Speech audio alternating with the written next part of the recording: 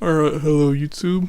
Today I'm going to be showing you how to build Minecraft Legacy from source. So, the two things we'll need are Visual Studio 2012, and of course we need the source code. We also need 7-zip. So, first things first, let's go ahead and unzip this archive. So we go 7-zip, and we extract it to Minecraft source. So it's extracted, but I should say, so when you unzip the zip, you gotta make sure it's about this size. It doesn't have to be exact, but if it's about this size, you know that you have the correct version. There was a weird edition made by some dude on 4chan to like gatekeep the source, but some people shared the real version, and this is the real version from 2014. So we're gonna be working with this today. And if you have the weird like 500 megabyte version, or maybe it's about a gigabyte, then you know you have the wrong edition. But anyway, so we got it extracted. Here's our code. We're gonna be opening this file, but we need a specific version of Visual Studio, and that is this version. So we're gonna click Mount.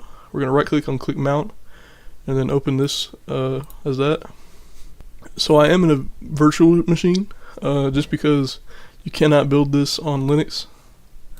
So anyway, so we got this. Make sure you agree to license terms. We click next.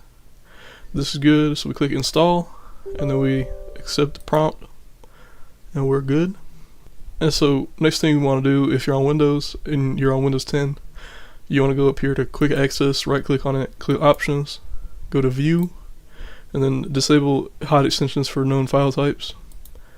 Click OK. And now we can see the extensions. On Windows 11, I believe it's just, there's like three dots up here, and you click options, and it's the same window. But anyway, so we're going to install this, and I'll be back once it's done. Okay, so now that we're installed here, we just click launch. And so what we want to do in this window is we want to click Visual C++ development settings. Click that, and then click Start Visual Studio. And it may take a little second. I believe this takes about maybe 5 minutes. It depends on your computer. But while we're waiting on that, we can go ahead and delete the ISO file of the Visual Studio, because we don't need that anymore. It's been installed. We can eject this, and now delete it, and now we're good. And so now we just wait for Visual Studio to start. So once it starts, it will minimize itself for a second and then pop up. We want to accept this UAC. So yes, yes.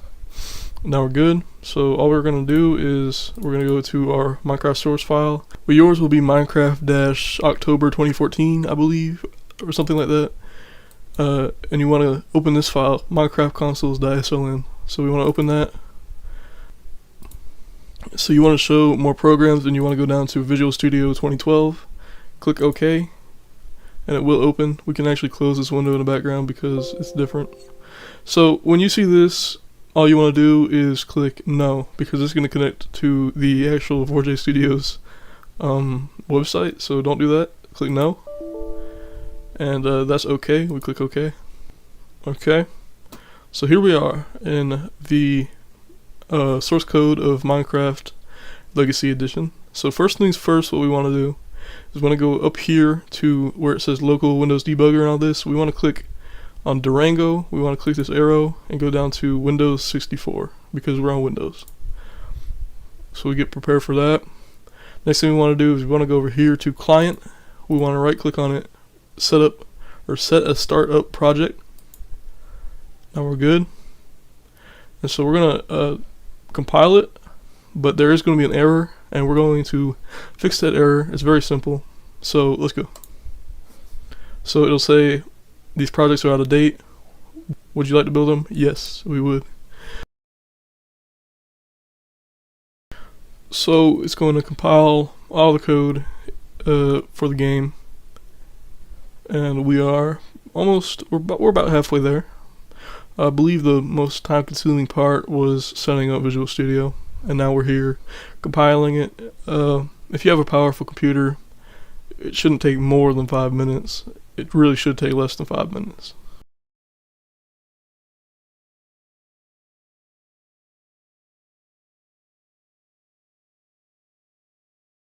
So if you get this little error, just click off of it. It doesn't matter.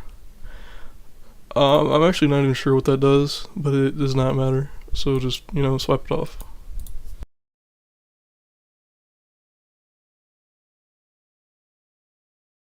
Okay, so as you see, it tried to run and errored out, and that's a very simple fix. So what we want to look at is this error. It says D3D11 create device. All this, and we're going to do what it says. We're going to remove that flag. So we're going to copy, and then we're going to hit Control-Shift-F, and this window will come up. And it actually already popped up because I highlighted it. So we click Find All, and it's going to look through all the files, and it's going to find that one reference. So all we do is just click on it, and we will see it. So if debug this, so all we want to do is just comment that out. So we put 2 slashes. Okay, we're good. I believe there's another reference here. Yeah, okay. So also comment this out. And then we recompile it. So it will say this is out of date. Click yes. And it didn't take as much time as I thought, but here we are. You can hear there is sound. It's going to run terribly in the virtual machine, but it will run perfectly fine. But since we're under debug, it's not going to run very good because it has a lot of debug code and like asserts behind it. So as you see, if you had a Xbox controller connected to your computer, you could play this right now. But we're going to go one step further. We're going to close this. We're going to go up here to debug, and we're going to change it to release. Now we're just going to hit Control-Shift-B to build, and it's going to completely recompile it with release flags, meaning there will be no debug code running, and it will run a lot better.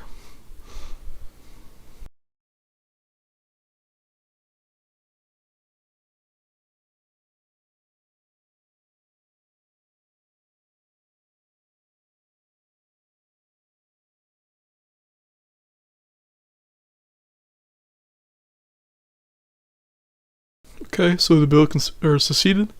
So now we're going to go to the File Explorer, and in our Minecraft source code file folder, we're going to click x64 and release. And we're going to notice when we run this, it's not going to work. And we know the fix, it's very easy. So of course, assertion failed. So we're just going to click abort. And all we have to do is copy some files. So go back to your root folder here, and go to Minecraft client, and open it in a new window, or a tab if you're on Windows 11. Go back to release, and we're going to copy some things. So first of all, we're going to copy this. We're going to we're going to copy common over to release. So that's the first thing we're going to copy.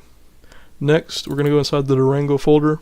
We're going to select CU, DLC images, layout, and sound.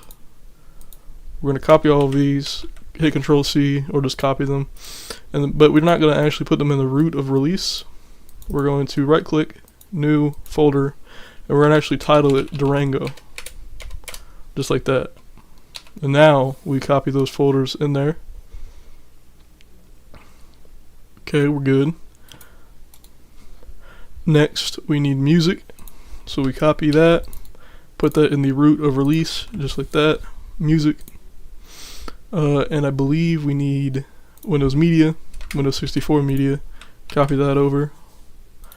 And we want some things inside of Windows 64, and that is Game HDD, and we want a game config. So we're going to copy those, and just like the Durango folder, we're going to right click, new folder, Windows 64, and we're going to copy those 2 folders in there.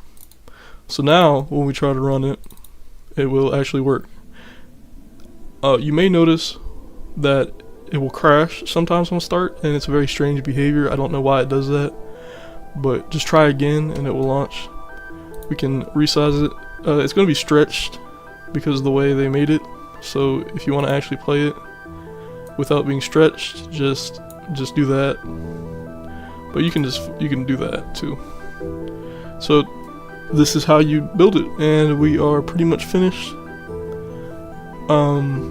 If you have an X input controller, which is like Xbox, Power A, anything that works on an Xbox will work here. So yeah, we're pretty much finished, and this will work under Linux, under Wine or Proton, whichever.